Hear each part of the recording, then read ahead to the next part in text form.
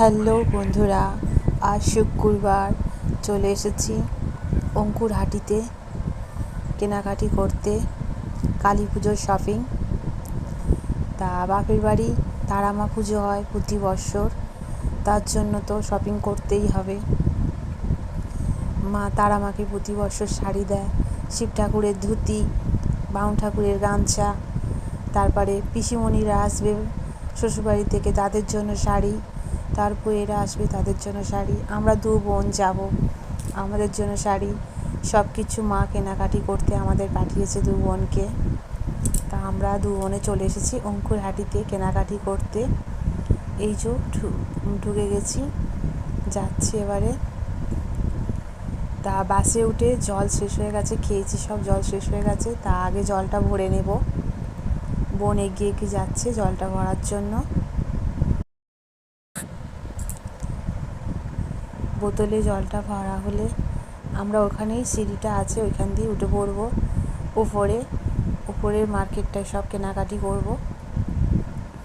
তা আমি, আমার বোন আর বোনের মেয়ে, ও তো ছোটো, ওকে রেখে আসা যাবে না, তাই ওকেও এনেছে।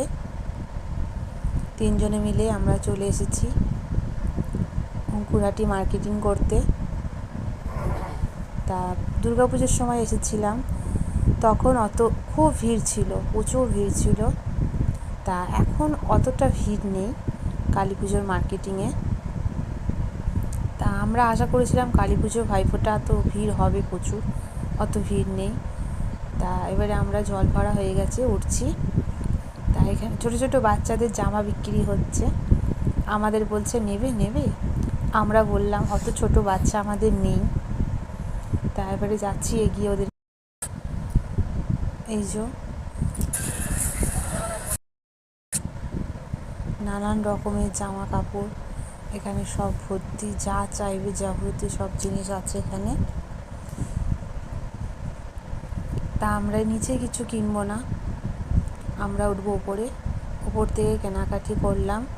তা ওখানে কেনাকাটি করতে দেখাতে পারলাম না, কেন ওখানে কেনাকাটি করছি, ভিড় হয়েছে ওখানটা উপরে, এই উপরটাতে, তার জন্য ভিডিওটা ওখানে আর করতে পারলাম না। আমি নিচেতেই ভিডিও করলাম। আর এবারে কেনাকাটি হয়ে গেছে, এই যে আমরা এবারে বাইরে বেরোচ্ছি। তা বাইরেতেও অনেক কিছু কেনাকাটির আছে, ওখানে কিনবো, কিনে বাসে উঠবো।